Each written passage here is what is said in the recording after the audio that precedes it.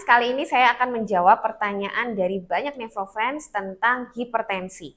Jadi ada pertanyaan, Dok, kenapa ya sudah minum obat hipertensi, bahkan ada yang minum 2 sampai 2 jenis obat bahkan lebih, kok tensinya itu belum mencapai target? Itu kira-kira kenapa?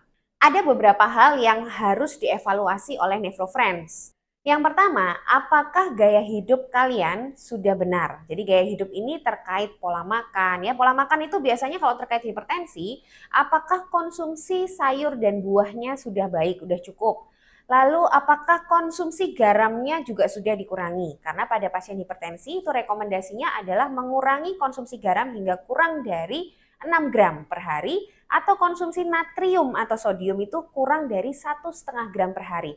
Nah ini biasanya kalau natrium sodium itu sulit ya, karena natrium sodium itu orang taunya cuma ada di garam dapur. Padahal natrium atau sodium itu banyak ada di makanan-makanan lain, misalnya di saus ya, kecap, lalu juga di makanan-makanan ber-MSG.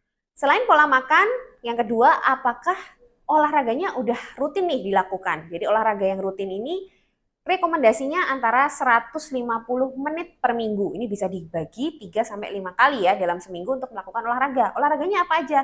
Terserah. Yang penting olahraga itu memang dilakukan secara konsisten, rutin, dan menyenangkan. Jadi menjadi suatu habit atau kebiasaan.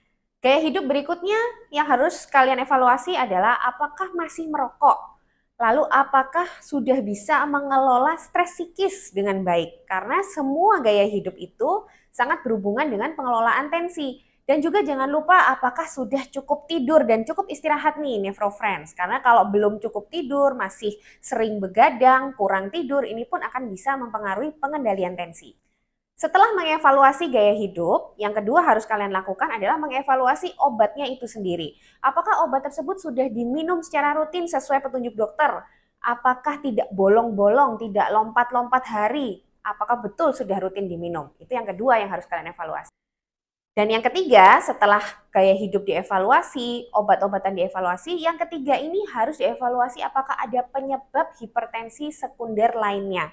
Hipertensi sekunder ini adalah penyakit lain yang menyebabkan suatu hipertensi menjadi lebih berat. Biasanya sih penyakit gagal ginjal ya, penyakit ginjal kronik. Lalu penyakit-penyakit lain seperti penyakit hormonal. Ini sebenarnya tugas dokter juga untuk mencari tahu apakah ada hipertensi sekunder pada pasien tersebut sehingga pengendalian tensi agak sulit dengan obat-obat.